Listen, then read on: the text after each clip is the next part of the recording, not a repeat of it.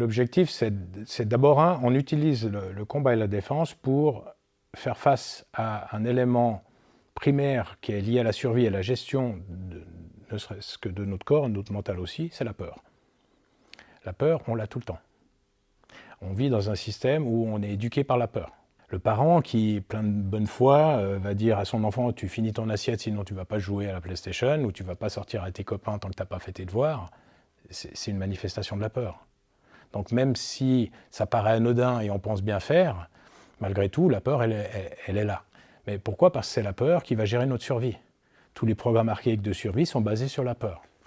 Et l'objectif, c'est d'aller au-delà de la survie et de développer une qualité de vie. C'est un petit peu l'idée de mon travail.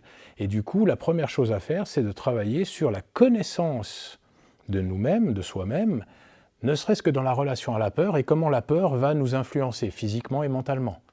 Et on le fait dans un endroit, un espace sécurisé qui est là où on va s'entraîner, avec des partenaires qui sont là pour nous aider. On s'aide les uns les autres, on n'est pas là pour se mesurer les uns aux autres. Une fois que tu commences à comprendre comment la peur elle agit sur toi, et tu vas pouvoir le transposer dans ta vie de tous les jours, où tout d'un coup tu as peur de répondre à un supérieur dans ton travail. On a toujours plein de peurs.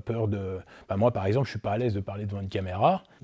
Je tente d'investir dans autre chose que la peur pour essayer de minimiser les effets qui pourraient me poser problème. Donc voilà, l'objectif c'est vraiment de pouvoir faire de notre mieux, même là où on a des difficultés. Et du coup, se transposer, tu as une discussion difficile, tu vas prendre conscience de la peur qui te ferait réagir d'une manière excessive, ou ne pas réagir et t'inhiber, et du coup, gérer ça.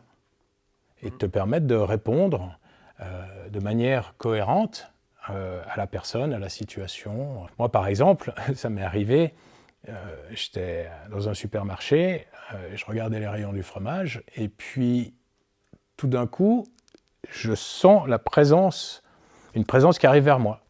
Et c'était au moment où je me déplaçais. Et là, mon corps s'est déformé, j'ai esquivé en fait un chariot d'une vieille dame qui avançait en regardant les fromages, et puis qui me rentrait dedans. Alors, probablement que j'aurais pas eu mal, ou très légèrement. Mais elle aurait pu se blesser si elle m'était rentrée dedans. Et du coup, ça s'est fait tout seul. Donc cette adaptation, elle peut se faire dans tous les registres, aussi bien physique que mental que émotionnel. Ce qu'il y a d'intéressant, c'est que ce n'est pas quelque chose qui va être calculé, c'est quelque chose qui va se manifester de manière spontanée. Et on va être surpris de tout d'un coup, j'ai répondu ça alors qu'habituellement, je n'osais pas.